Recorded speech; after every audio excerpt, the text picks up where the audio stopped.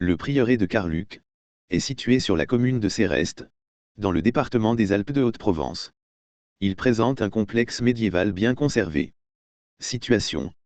Ce prieuré se trouve à proximité de la Via Domitia, connue comme Via Publica, puis Cammin ou mieux, chemin de Rome, au Moyen Âge. Il fut l'une des grandes étapes, sur cette route qui menait d'Espagne en Italie, via la Provence.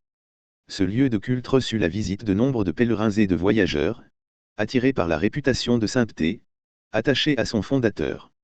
C'est un lieu de culte sans doute plus que séculaire à l'époque médiévale puisque le prieuré jouxte une petite falaise, creusée de galeries, d'habitats rupestres et de tombes anthropomorphiques, au pied de laquelle, sous un portique à colonnes, sourd encore de l'eau de anciennes sources sacrées qui alimentent un petit ruisseau à truites. Étymologie. La forme connue la plus ancienne du nom est in pago Carlioco, attestée dans une charte de 877. Elle dérive ensuite en Caricolu ou Carlicolu, 11e siècle, et Carlocus, 12e siècle. Les formes les plus utilisées au XIIIe siècle furent Carluec et Carlué qui est passé au provençal. Ces toponymes sont tous composés de la racine pré-indo-européenne, car, signifiant pierre ou rocher. Selon Guy Baruol, s'y est ajouté le vocable latin, lucus, qui désignait le bois sacré, ou le locus qui désigna, sous le Bas-Empire, un hameau, et qui prit le sens, au Moyen Âge, de centre de vie monacale. Les Féniers proposent une autre explication. Historique. Le chevet pentagonal, nécropole paléochrétienne. La chapelle est entourée d'une nécropole, qui a pu constituer un lieu de pèlerinage où les premiers chrétiens cherchaient le repos près de saints martyrs locaux.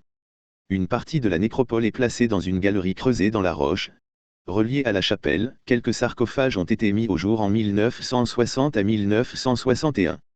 Fondation du prieuré. Le premier texte attestant de la présence d'un prieuré à Carluc est une charte de donation rédigée en 1011. Elle fait état d'un legs à Estoublon, fait à l'abbé Archinric, à ses successeurs et à ses moines, à Saint-Pierre de Carluc, ainsi qu'aux moines, qui résideront dans le monastère à construire. L'abbé Archinric fut contemporain de la fondation de Saint-Pierre de Montmajour, qu'il dirigea avec quelques difficultés, et se retira à Carluc, où il mourut en 1021. Il y fit construire le prieuré Saint-Pierre, première des 3 églises que va compter ce lieu monastique. Il est d'ailleurs à souligner que si son nom ne figure pas au nécrologe de Montmajour, mais que son culte se développa à Carluc puisqu'au XIVe siècle il y était fêté le 16 février. En l'état actuel des recherches et de la documentation, s'il est impossible d'affirmer que l'abbé de Montmajour fut le fondateur du monastère de Carluc, au début du XIe siècle, il en est très certainement le rénovateur.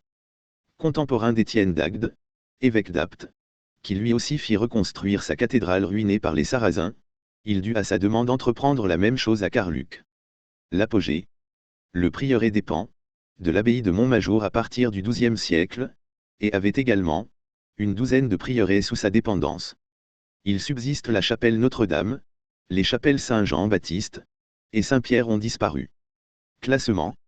La chapelle et une partie des restes du prieuré font l'objet d'un classement au titre des monuments historiques depuis le 19 mars 1982, une autre partie des restes du prieuré ne faisant l'objet que d'une inscription. Architecture. Abside. On peut apercevoir dans ce prieuré une église médiévale, entourée de tombes rupestres anthropomorphes, les restes de 2 autres églises, et nombreux aménagements dans le rocher, les vestiges d'une galerie creusée dans le roc, des grottes, une muraille du XIIIe siècle. La chapelle est édifiée en pierre de taille, assemblée en grand appareil. Le chevet pentagonal est percé de 3 fenêtres à simple ébrasement, surmontées d'un arc en plein cintre, et est surmonté d'une corniche ornée d'une frise en damier. Sa maçonnerie est percée de nombreux trous de boulins, trous laissés par les échafaudages. Les angles du mur pignon auquel est adossé le chevet sont ornés de belles colonnes, surmontées de chapiteaux sculptés figurant des oiseaux. La façade occidentale présente un grand arc ogival. La chapelle, ainsi qu'une partie des vestiges du prieuré, sont classés au titre des monuments historiques depuis 1982. Les moines avaient accès à la galerie par une porte en plein cintre ouverte dans le mur nord du prieuré. Cette longue galerie rupestre a la particularité d'avoir sa partie ouest creusée dans le roc, et sa face est, qui était soigneusement maçonnée. Légèrement en contrebas de la chapelle, On y accède par un escalier monumental. Sa première partie, où se trouvent déjà, du côté du Levant, des tombes rupestres, fut initialement couverte de voûtes d'arêtes sur 10 travées. Elle prenait appui sur des colonnettes monolithiques dont 3 ont été dégagées lors des fouilles. Leurs fûts sont soit lisses, soit à cannelure droite ou à cannelure torse. Leurs chapiteaux, de style corinthien, se divisent en 2 registres. Le premier ne comporte que des palmettes, le second, plus riche, mêle palmettes, feuilles d'acanthe, entrelacs, etc. La seconde partie, toujours profondément creusée dans le roc, a conservé son mur au levant sur lequel apparaissent des marques de tâcherons. Il est percé de 4 portes qui donnent accès à l'extérieur ou dans les anciens bâtiments conventuels. La banquette orientale a été creusée pour recevoir des tombeaux anthropomorphes. Ils se succèdent tout le long de la galerie et dans ces derniers mètres, ce sont la banquette et le sol, qui ont servi à creuser des tombes. Dans cette partie nord, s'ouvre une porte permettant d'accéder à l'église Saint-Jean-Baptiste, une autre permet aussi de rejoindre l'extérieur par un couloir creusé dans le rocher. Sur une des parois de celui-ci a été gravée une croix potencée. En tant que grand prieuré de Saint-Pierre de Montmajour, Carluc avait sous sa dépendance bon nombre de prieurés ruraux en Haute-Provence. Il y en avait 4 à Reillanne, Sainte-Marie, Saint-Pierre, Saint-Denis et Saint-Siffrin, s'y ajouté pour le diocèse d'Aix, celui de Saint-Trophime à Vilmus. Dans le diocèse d'Apt, on relevait les 2 prieurés de Vien, Notre-Dame de Mérigues, et Saint-Pierre de Tos, ainsi que celui de Sainte-Croix-à-Lozes.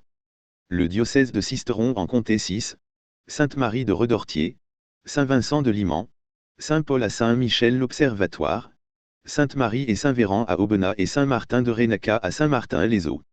S'y ajoutaient 5 autres prieurés du diocèse de Riez, Saint-Donat, Saint-Pierre de Gréoux, Saint-Sauveur, Notre-Dame à Vinon, et celui de Saint-Pierre de Rousset.